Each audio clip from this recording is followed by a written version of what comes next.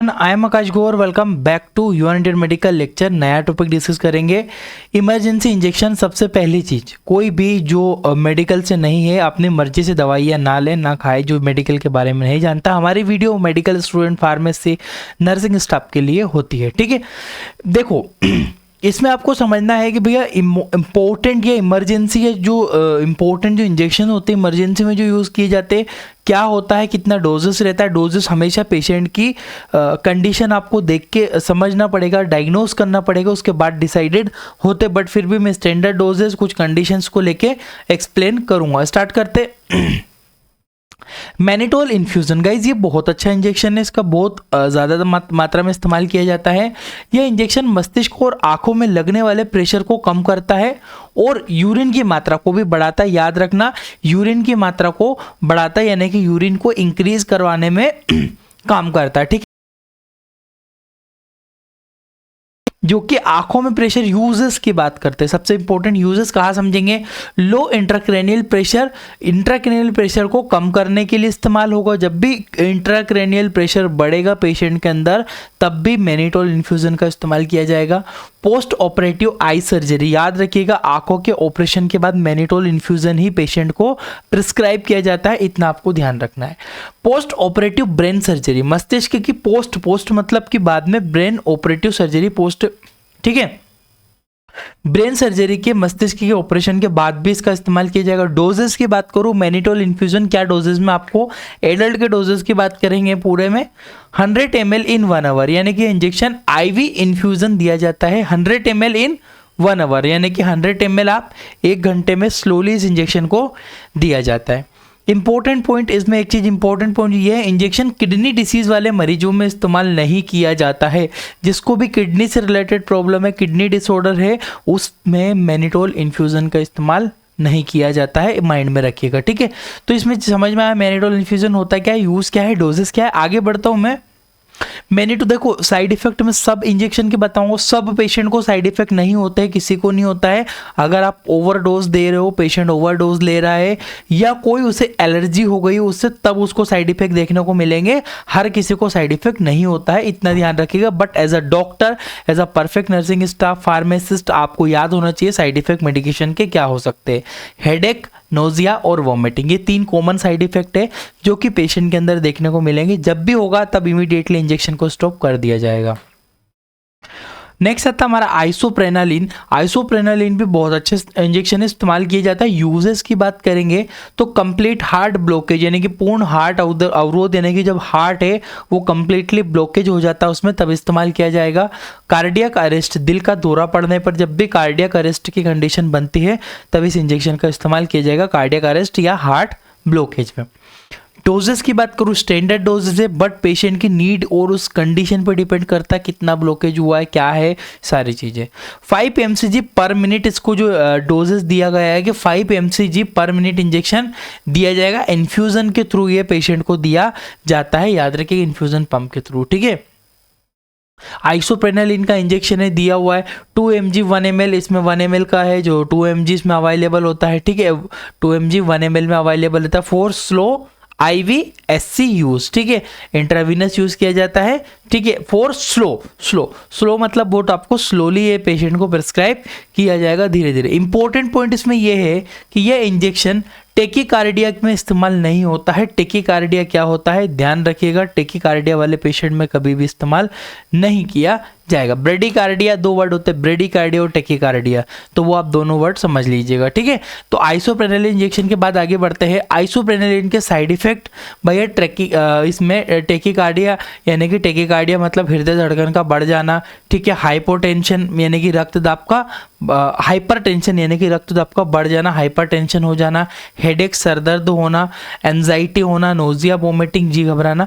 देखो मैंने side effect लिखिए, हर बार यही वर्ड क्लियर कर रहा हूं कि हर किसी मरीज को नहीं होता है। आप अगर ओवरडोज या ज़्यादा डोज या पेशेंट को एलर्जी हो जाने पर साइड इफेक्ट देखने को मिलेगा। आगे बढ़ता हूं। नेक्स्ट आता है वेसोप्रेसिन। वेसोप्रेसिन का भी काफ़ी अच्छा ज़्यादातर इस्तेमाल किया जाता है, ये भी इमरजेंसी इंजेक्शन है। मेंटेन यूरिनेशन, यूरिन को नियंत्रण करता है, यानी कि डिक्रीज यूरिन, यूरिन की मात्रा को कम करता है। वेसोप्रेसिन एक हार्मोन्स होता है, हार्मोनल इंजेक्शन है जो कि नेचुरली भी हमारी बॉडी में बनता है, परंतु इसकी गड़बड़ होने पे वेसोप्रेसिन हार्मोन्स की यूरिन जो है ज़्यादा आ सकती है, तो यूरिन की मात्रा को डिक्रीज करने के लिए इस इंजेक्शन का इस्तेमाल किया जाएगा। डोजेस की बात करूँ तो वेसोप्रेसिन हार्मोन्स है, कई नाम से आपको मिल जाता है, स्पोरेसिन के नाम से इंजेक्शन है, 20 यूनिट इन 1 ml में अवेलेबल है। इंट्रामस्कुलर SC दोनों तरह से इस्तेमाल किया जा सकता है, ठीक है। और वेसोप्रेसिन के नाम से आप देखिए बहुत सारे नाम से मार्केट में मिलता है, आपको जो परफेक्ट लगे वो आप ले सकते हो। 20 यूनिट इसका डोजेस की बात करूँ तो 20 यूनिट को डाइल्यूट करना है 100 ml NS में। और कैसे देना है, पहले तो इसका डाइल्यूशन बनाना है कि 20 यूनिट्स यानी कि इंजेक्शन कितने का है भैया, बिल्कुल ये इंजेक्शन 20 यूनिट का है, 1 ml पूरा लेना है, 1 ml को आपको 100 ml NS में मिक्स करना होता है और 0.3 यूनिट पर मिनट के अकॉर्डिंग जाए उसके अकॉर्डिंग उसको सेट करना होगा आपको, उसके अकॉर्डिंग पेशेंट को दिया जाता है। इंजेक्शन IV इंट्रावीनस का यूज इसका किया जाता है। इंपॉर्टेंट इसमें एक महत्वपूर्ण पॉइंट है, यह इंजेक्शन कोरोनरी आर्टरी डिसीज में इस्तेमाल नहीं होता है। जिसको कोरोनरी आर्टरी डिसीज है उस पेशेंट में आपको वेसोप्रेसिन का इस्तेमाल नहीं करना है। ये प्री डायग्नोसिस रहती है गाइज, आपको हर एक इंजेक्शन की प्री डायग्नोसिस याद होना चाहिए कि प्रेस्क्राइब करने से पहले पेशेंट को डायग्नोस करना है कि भैया उसको कोई प्रॉब्लम तो नहीं है। अगर उसको कोरोनरी आर्टरी डिसीज है, आप उसको वेसोप्रेसिन प्रेस्क्राइब कर दे तो इस प्रॉब्लम में तो प्रॉब्लम हो सकती है। आप ध्यान रखिएगा, आपको ये सारी चीज़ें डायग्नोस करना पड़ता है। वेसोप्रेसिन के साइड इफेक्ट जैसे कि एब्डोमिनल पेन, चेस्ट पेन, छाती में दर्द रहना, कॉन्स्टिपेशन, गैस बन जाना, बैक पेन, पीठ के पीछे दर्द होना और कोमा में भी पेशेंट जा सकता है अगर हाई डोज दे दिया जाए या कुछ गड़बड़ इसकी हो जाए तो याद रखिएगा ये साइड इफेक्ट आपको माइंड में रखना है। किसी भी मरीज को नहीं होता है, ज़्यादातर अगर गड़बड़ होती है या पेशेंट को एलर्जी है तब आपको देखने को मिलेगा, इमीडिएट इंजेक्शन को स्टॉप कर देना चाहिए। नेक्स्ट आता है एम्नियोफाइलिन। एम्नियोफाइलिन क्या होता है, यह ब्रोंकोडाइलेटर ड्रग होता है, अर्थात श्वास नली को फैलाने का। ब्रोंकोडाइलेटर मतलब हमारी ब्रोंकस होती है चेस्ट के अंदर, उनको जब सिकुड़ जाती है, अस्थमा में ऐसा होता है, उनको फैलाने का काम करता है हमारा एम्नियोफाइलिन। यूजेस की अगर मैं बात करूंगा तो यूजेस इसमें बात होगा कि अस्थमा यानी कि अस्थमा वाले पेशेंट में इस्तेमाल होगा, ये देख सकते हो इंजेक्शन आप यहाँ पे। दूसरा है COPD, chronic obstructive pulmonary disease, एक कंडीशन होती है, डिसीज होती है chronic obstructive pulmonary disease. Chronic bronchitis, अगर ब्रोंकाइटिस में कोई संक्रमण हो, क्रोनिक ब्रोंकाइटिस हो गया हो तब इस्तेमाल किया जाएगा, ठीक है। ये 250 mg, इसमें 10 ml का इंजेक्शन होता है जिसमें 250 mg होता है, 25 mg 1 ml के अंदर पाया जाता है। एम्नियोफाइलिन मार्केट में आपको बहुत सारे नाम से मिल जाएगा, एम्नियोफाइलिन के नाम से भी मिल जाएगा, एम्यूलिन के नाम से भी मिल जाएगा और अलग अलग नाम से मार्केट में अवेलेबल रहता है। डोजेस की बात करेंगे, इसके स्टैंडर्ड डोजेस है 0.5 mg पर kg, ये kg के अकॉर्डिंग मैंने यहाँ पे कैलकुलेट कर दिया इसको। 0.5 mg पर kg के अंदर आपको देना, जैसे 25 mg पर मिनट के अकॉर्डिंग लिए जाना चाहिए। 25 mg पर 1 मिनट के अंदर 25 mg आप इसको पर मिनट के अंदर प्रिस्क्राइब कर सकते हो। 0.5 mg पर kg, जितना भी वेट होगा, 70 किलो का वजन है तो 70 में 0.5 mg का इंटू कर दो, जो भी आएगा उसको वो ड्रग कैलकुलेट करके प्रिस्क्राइब किए। यह इंजेक्शन केवल IV इन्फ्यूजन दिया जाता है, इंट्रावीनस इन्फ्यूजन में ही इस्तेमाल किया जाएगा, स्लो दिया जाएगा इन्फ्यूजन के थ्रू। याद रखिएगा एम्नियोफाइलिन। साइड इफेक्ट की बात करूं तो नोजिया, वोमिटिंग, डायरिया, हेडेक और इंसोम्निया जैसी प्रॉब्लम पेशेंट को हो सकती है। साइड इफेक्ट होने पर, हाई डोज देने पर, एलर्जी होने पर ऐसा देखने को मिल सकता है। डेरिफाइलिन इंजेक्शन इसी का एक जो है, इसी का एक सब्स्टिट्यूट है। अगर किसी को मान लीजिए उससे प्रॉब्लम है तो डेरिफाइलिन प्रिस्क्राइब कर सकते हो। ब्रोंकोडाइलेटर ड्रग होती है, ये भी श्वास नली को फैलाने का काम करती है। अस्थमा वाले पेशेंट में, COPD, chronic obstructive pulmonary disease, इन सब में इस्तेमाल किया जा सकता है। इसके डोजेस की बात करूं तो 110 mg OD दिन में एक बार पेशेंट को प्रिस्क्राइब किया जाता है, 1 एम्पूल दिन में एक बार दिया जाता है। यह इंजेक्शन IV और IM, इंट्रावीनस और इंट्रामस्कुलर दोनों तरह से इस्तेमाल किया जा सकता है। इंट्रावीनस भी दे सकते हो, इंट्रामस्कुलर भी पेशेंट को दिया जा सकता है। डेरिफाइलिन इंजेक्शन 110 mg OD दिन में एक बार, uses asthma, COPD, chronic obstructive pulmonary disease में इस्तेमाल किया जाएगा। डेरिफाइलिन के साइड इफेक्ट बिल्कुल स्लीपी, नींद आना, डिजीनेस, इचिंग, हेडेक और रेडनेस, ये सारी प्रॉब्लम पेशेंट के अंदर आपको साइड इफेक्ट होने पर देखने को मिल सकती है, जो कि as a perfect doctor you have to know that. Next आता है हमारा ट्रेनेक्सेमिक एसिड, ये भी इंजेक्शन इस्तेमाल होता है, इंपॉर्टेंट है। ये इंजेक्शन रक्त को जल्दी जमा देता है जिससे ब्लीडिंग रुक जाती है। अब आपको ट्रेनेक्सेमिक एसिड का इंजेक्शन की डिटेल से पढ़ना है कि भैया मैकेनिज्म क्या है, डोजेस कैसे कैलकुलेट करेंगे, तो मेरे चैनल में जाके देखो, प्लेलिस्ट में ट्रेनेक्सेमिक एसिड का पूरा डिटेल से वीडियो भी बना हुआ है, ठीक है। जितने भी इंजेक्शन पढ़ा है इन सब का डिटेल वीडियो भी ऑलरेडी एप्लीकेशन में अवेलेबल है। यूजेस की बात करूँ तो आफ्टर सर्जरी होने के बाद इस्तेमाल किया जाएगा, ठीक है। सिजेरियन डिलीवरी, मान लीजिए किसी को सीजर से डिलीवरी हुई है, मतलब बच्चा ऑपरेशन से पैदा हुआ है, तब भी, क्योंकि ये ट्रेनेक्सेमिक एसिड रक्त स्त्राव को रोकता है, ब्लड को जमाने का काम करता है, ठीक है। और एक्सीडेंटल केसेस, यानी कि कोई एक्सीडेंट हो गया और बहुत खून बहे जा रहा है, तब भी इस्तेमाल होगा। और पाइल्स ब्लीडिंग, पाइल्स में बहुत ज़्यादा खून बह जाता है पेशेंट का, उसमें भी रक्त को रोकने के लिए, थक्का जमाने के लिए इस्तेमाल किया जाएगा। नेजल ब्लीडिंग, नाक में से खून निकलना, तब भी इसका इस्तेमाल कर सकते हैं, ठीक है। डोजेस की बात करूंगा तो 500 mg OD, यानी कि 500 mg OD दिन में एक ही बार पेशेंट को प्रेस्क्राइब किया जाता है, या इंजेक्शन IV ही दिया जाता है, इंट्रावेनस का इस्तेमाल किया जाता है। For IV use only intravenous ही दिया जाएगा। ट्रेनेक्सेमिक एसिड ट्रेनेक्सा के नाम से मिल जाता है, और भी ट्रेनेक्सेमिक के नाम से मिल जाता है, आपको मार्केट में कई नाम से अवेलेबल है। ट्रेनेक्सा इंजेक्शन के नाम से इजीली मार्केट में आपको मिल जाता है, याद रखिएगा, इंपॉर्टेंट इंजेक्शन है ट्रेनेक्सेमिक एसिड। आगे बढ़ता हूँ इसके साइड इफेक्ट के बारे में। ईचिंग, खुजली चलना, हेडेक, नोजिया, वोमिटिंग। अगर आप बहुत ज़्यादा पेशेंट को दे दोगे या उसको एलर्जी हो जाएगी, तब आपको साइड इफेक्ट दिख सकते हैं, जिसका सिम्टोमेटिक ट्रीटमेंट किया जा सकता है। नेक्स्ट इंपॉर्टेंट इंजेक्शन आता है कैल्शियम ग्लूकोनेट, ये समझिएगा, बहुत अच्छा है, ये इंपॉर्टेंट है। यह इंजेक्शन कार्डियक अरेस्ट में इस्तेमाल किया जाता है, क्योंकि यह इंजेक्शन हृदय की मांसपेशियों को कार्य करने के लिए उत्तेजित करता है, जो हार्ट मसल से उसको एक्टिव करता है, वर्किंग करने के लिए। जो कार्डियक अरेस्ट, यानी कि कार्डियक अरेस्ट हो जाता है, तब इस्तेमाल करेंगे। यूजेस कार्डियक अरेस्ट और हाइपोकैल्सेमिया, यानी कि हाइपोकैल्शियमिया, हाइपो मतलब का होता है कम हो जाना, कैल्शियमिया कैल्शियम की कमी हो जाने पर भी कैल्शियम ग्लूकोनेट का इस्तेमाल हो सकता है।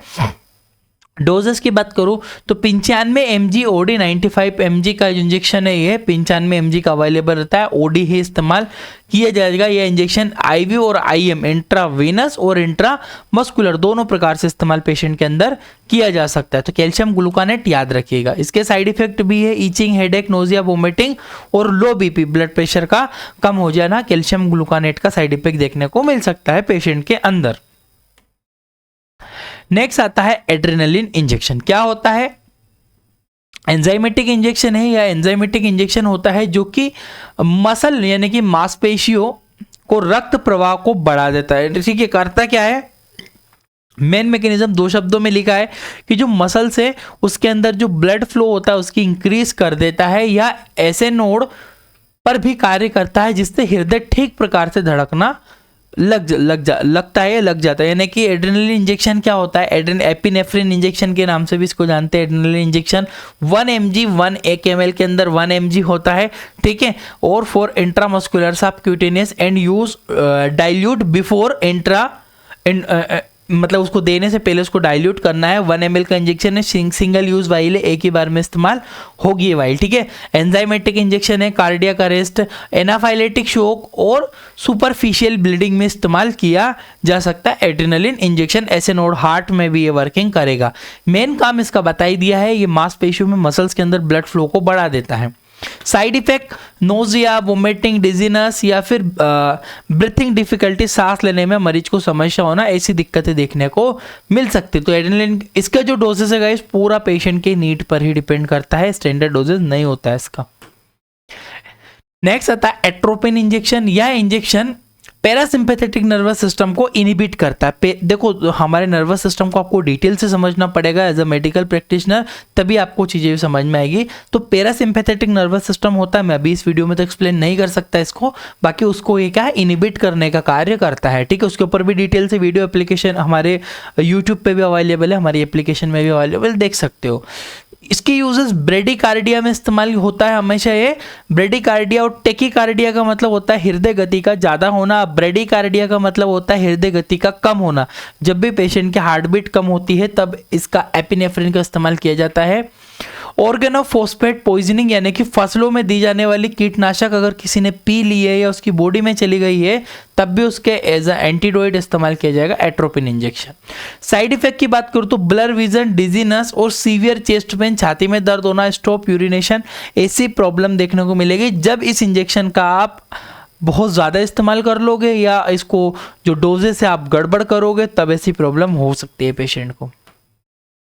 नेक्स्ट आता है डिगोक्सिन इंजेक्शन। ये भी बहुत अच्छा है, इंपॉर्टेंट होता है। हार्ट फेलियर में डिगोक्सिन का इस्तेमाल किया जाएगा। डिगोक्सिन इंजेक्शन होता है यूएसपी 500 mg पर 2 ml, 2 ml का होता है, ठीक है। 2 ml के अंदर आपको 500 mg देखने को मिलेगा, 0.5 mg पर 2 ml, ठीक है। इंपॉर्टेंट है, याद रखिएगा। mg ये mcg है, mcg मतलब 0.25 ml पर 2 ml, 2 ml के अंदर, ठीक है। 250 mcg पर ml के अंदर उपस्थित होता है, ठीक है। फॉर स्लो इंट्रावीनस और डीप इंट्रामस्कुलर यूज लिखा हुआ है कि फॉर स्लो इंट्रावीनस और डीप इंट्रामस्कुलर इस्तेमाल किया जाता है। डाइल्यूशन इज नॉट रिक्वायर्ड, इसमें डाइल्यूशन बनाने की जरूरत नहीं होती है, ठीक है। आईवी डोजेज, स्ट्रेट डोजेज का 250 mcg पेशेंट को स्ट्रेट ये दिया जाता है, याद रखिएगा। साइड इफेक्ट की बात करूंगा तो नोजिया, वोमिटिंग, कंफ्यूजन, डायरिया और इरेगुलर हार्टबीट जैसी प्रॉब्लम देखने को मिल सकती है पेशेंट के अंदर। नाइट्रोग्लिसरीन इंजेक्शन, ये भी बहुत लास्ट इंपॉर्टेंट है। हाइपरटेंशन यानी कि ब्लड प्रेशर जब बढ़ जाता है हाइपरटेंशन में तब नाइट्रोग्लिसरीन इंजेक्शन का इस्तेमाल किया जाता है for IV infusion after dilution. Dilution करने के बाद इंट्रावेनस नसों के अंदर ही दिया जाएगा। साइड इफेक्ट इससे भी होगा, नोजिया, वोमिटिंग होना, ब्रीथिंग प्रॉब्लम होना, हेडेक होना, डिजीनेस होना जब आप इंजेक्शन को गड़बड़ दोगे, ज़्यादा डोज दोगे या पेशेंट को एलर्जी होगी। आई होप आपको इतनी चीज़ें समझ में आई होगी। आगे बढ़ते हैं। हाइड्रोकोर्टिसोन, ये भी इंपॉर्टेंट है। हाइड्रोकोर्टिसोन एलर्जिक रिएक्शन हो जाने पर या फिर ऑटो इम्यून डिसीज हो जाने पर, सोन का मतलब है यहाँ पे लिखा हुआ है वो उसका, तो सोन जहाँ वर्ड आता है यानी कि स्टीरोइडल इंजेक्शन है ना। हाइड्रोकोर्टिसोन इंजेक्शन वेलक्राफ्ट के नाम से, वेलकोर्ट के नाम से मिल जाता है, वेलक्राफ्ट के नाम से भी मिलता है और भी कई नामों से अवेलेबल होता है। 100 mg का इंजेक्शन है फॉर आईवी IM इंट्रावास्कुलर, नसों तथा मांसपेशियों में दोनों तरह से दिया जाता है। Hydrocortisone sodium succinate for injection BP, ठीक है। इससे भी साइड इफेक्ट है, नोजिया, वोमिटिंग होना, हेडेक होना, चेस्ट पेन होना अगर डोजेस आगे पीछे दोगे तो, ठीक है। हाइड्रोकोर्टिसोन इंपॉर्टेंट है। नेक्स्ट आता है डोपामिन इंजेक्शन। डोपामिन भी इंपॉर्टेंट है। डोपामिन जो होता है हाइपोटेंशन में इस्तेमाल होता है। यदि रक्तदाब अचानक से बहुत ज़्यादा फॉल हो जाए, ब्लड प्रेशर कम हो जाए, तब डोपामिन हाइड्रोक्लोराइड इंजेक्शन का इस्तेमाल किया जाएगा। डोपार के नाम से आपको मिलता है। इंट्रावीनस केवल नसों में ही लगाया जा सकता है ये इंजेक्शन। 200 mg 5 ml का इंजेक्शन होता है जिसमें 200 mg आपको देखने को मिलेगा। अधिक रक्तदाब में इस्तेमाल होगा, ब्लड प्रेशर बहुत ज़्यादा कम हो जाएगा तब इस्तेमाल होगा हाइपोटेंशन में, ठीक है। साइड इफेक्ट लिखे हुए हैं जो कि इंपॉर्टेंट है, आपको याद रखना। नेक्स्ट आता है डोब्यूटामिन। डोब्यूटामिन इंजेक्शन क्या होता है? हार्ट फेलियर, हृदय जब हार्ट का फेल हो जाना, हार्ट फेलियर होता है तब इस्तेमाल होता है। यह इंजेक्शन तुरंत ही हृदय की मांसपेशियों को उत्तेजित कर देता है जिससे हृदय पुनः धड़कने लग जाता है। डोब्यूटामिन कंप्लीट हार्ट जो दौरा आता है उसमें इस्तेमाल किया जाता है। डोब्यूटामिन इंजेक्शन होता है, डोब्यूटामिन के नाम से मिलता है, ये याद रखिएगा। स्ट्रेट डोब्यूटामिन का, ठीक है। और इसमें इंपॉर्टेंट चीज़, हाँ, आईवी इन्फ्यूज़न आफ्टर डाइल्यूशन के बाद ही इस्तेमाल करना है आईवी इन्फ्यूज़न, ठीक है। इससे भी साइड इफेक्ट देखने को मिल सकते हैं आपको यदि पेशेंट को गड़बड़ दोगे तो। देखिए गाइस 2 मिनट और सुन लीजिए, हमारी एप्लीकेशन भी है Indian medical lecture, description comment box में लिंक मिलेगी। वहाँ पर हम लोग एक कोर्स प्रोवाइड करते हैं मेडिकल बुक का, इसमें हम PDF फॉर्म में देते हैं और पूरा कंप्लीट ऑनलाइन कोर्स यानी कि वीडियो लेक्चर हमारे नून के नोट जिस तरह से आपने पढ़ा है पूरा सिखाते हैं। कॉम्पिटिटिव की प्रिपरेशन के लिए भी क्लासेस है, बेसिक नॉलेज के लिए एक एक्सपीरियंस सर्टिफिकेट भी आपको प्रोवाइड करते हैं। 1 ईयर 1 साल के कोर्स की वैलिडिटी हमारे यहाँ रहती है। एक बार डिस्क्रिप्शन कमेंट बॉक्स चेक करके ये कोर्स जरूर परचेस कीजिएगा, ये आपके जो है एक टर्निंग पॉइंट बन सकता है। बहुत ही ज़्यादा इसमें नॉलेजेबल चीज़ें होती है हमारी। एक बार आप ये कोर्स परचेस करो, सारी चीज़ें आपको मिल जाएगी हमारी। Thank you for watching guys, आपका अपना इंडियन मेडिकल लेक्चर।